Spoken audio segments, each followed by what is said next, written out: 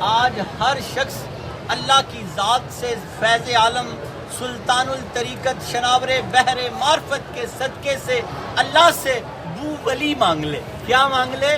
بو ولی مانگ لے. جیسے انہوں نے بو علی مانگ لی تو وہ بو ولی ہو گئے. اللہ کرے آپ سید حجویر کے صدقے بو ولی ہو جائے.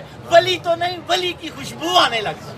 ولی تو نہیں، بو ولی ہو جائے، ولی کی خوشبو آنے لگ جائے. ولی کے ساتھ جڑا اور ولی کی خوشبو نہیں آئی تو پھر ولی کے ساتھ نہیں جڑا. پھر اپنی خواہش کے لیے آیا تھا، اپنی خواہش سے ساری زندگی جڑا رہا، ولی سے نہیں جڑا. صوفی واصفہ حضرت واصف علی واصف رحمۃ اللہ علیہ فرماتے ہیں علم اور عمل کے درمیان فاصلہ کم کرنا کیا ہے؟ ولایت. ولی بننے کا گر دیا جن کو ان کے قدموں سے ولایت ملی ہے. صوفی واصفہ حضرت واصف علی واصف عوان ہے اور مولا علی کی اولاد میں سے ہیں. کیا فرماتے ہیں آپ؟ علم اور عمل کے درمیان فاصلہ کم کرنا ولایت ہے. آپ کو حضرت واصف علی واصف کا واسطہ، جو علم آپ کے پاس ہے اس کو عمل میں لے آؤ تو آپ اللہ کا ولی بن جاؤ. فاصلہ کم کر دو. پتہ ہے آپ کو نماز کا، پتہ ہے آپ کو روزے کا، پتہ ہے آپ کو سچ بولنا ہے، پتہ ہے آپ کو فلم ڈرامہ گانا باجا حرام کام ہے، پتہ ہے آپ کو جھوٹ غیبت جگلی بد نگاہی بد خیالی حرام کام ہے، پتہ ہے سب کو. یہ علم اور عمل کا فاصلہ ختم کر دو، کم کر دو تو اللہ آپ کو ولی کر دے گا. اللہ آپ کو کیا کر دے گا؟ ولی کر دے گا. یاد رکھو، ولی کے لیے آؤ گے تو بو ولی بن جاؤ گے. کیا بن جاؤ گے؟ بو ولی بن جاؤ گے. حضرت واصف علی واصف فرماتے ہیں جو دنیا کی خواہشات کے لیے آتے ہیں، اگر خواہشات پوری ہو جائے تب بھی چلے جاتے ہیں، نہ ہو تو تب بھی چلے جاتے ہیں. آئے کسی اور کام تھے، یہاں آتے ہیں ولی بننے کے لیے. کیا آتے ہیں؟ ولی بننے کے لیے. جب کسی چور کی صحبت اختیار کرتے ہیں تو دل کیا کرتا ہے؟ چور بننے کو. اگر چور نہ بنا تو چور کی صحبت ہی نہیں اختیار کی تھی. اور اگر جب کسی ولی کی صحبت اختیار کرتے ہیں تو دل کرتا ہے ولی بننے کو. اور اگر ولی نہ بنا تو صحبت اختیار کی ہی نہیں. بس پکنک منانے آیا ہوا تھا. پکنک نہ منائیں، ان کی تعلیمات سے جڑ جائیں. 65 سالہ زندگی پائی ہے سید حجویر نے. نمازیں تو درکنار، کبھی آپ کی تہجد قضا نہیں ہوئی، کبھی آپ کی تہجد قضا نہیں ہوئی. صوفیہ سے جڑنے والے تہجد گزار ہوتے ہیں اور روزہ رکھتے ہیں.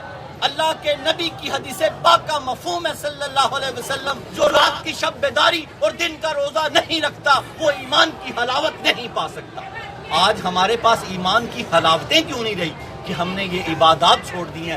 آج تو آپ کے پاس موقع ہے، 2 نفل ضرور تہجد کے پڑھ لیا کرو. سحری کے لیے تو اٹھے ہوتے ہو، پھر اللہ کرے گا کہ سارے سال یہ 2 نفل پڑھتے رہو گے. پھر ایام بیس کے روزے ہیں، پھر عاشورہ کا روزہ ہے. پھر یہ صوفیہ روزے رکھتے تھے. روزہ رکھے بغیر طریقت کا سفر طے نہیں ہوتا. حضرت داتا علی حجویری کشف المحجوب کے صفحہ نمبر 501 پہ لکھتے ہیں الصوم نصف الطریقۃ. حضرت جنید بغدادی کا قول ہے روزہ آدھی طریقت ہے. کتنی طریقت ہے؟ آدھی طریقت ہے. اب بندہ جب روزہ رکھتا ہے تو آدھا صوفی ہو جاتا ہے.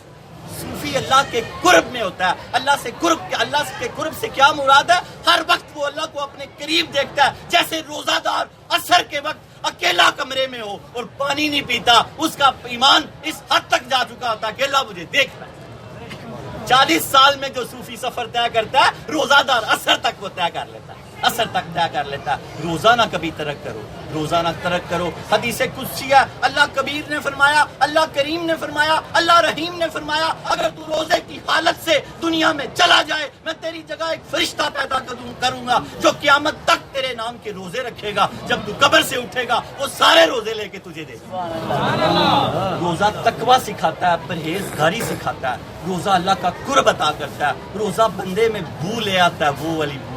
فضیلت اللہ جہاں چاہے رکھ دے، جہاں چاہے رکھ دے. اللہ کے ہاں بو اور بدبو جس میں اللہ فضیلت رکھ دے وہ برکت ہے.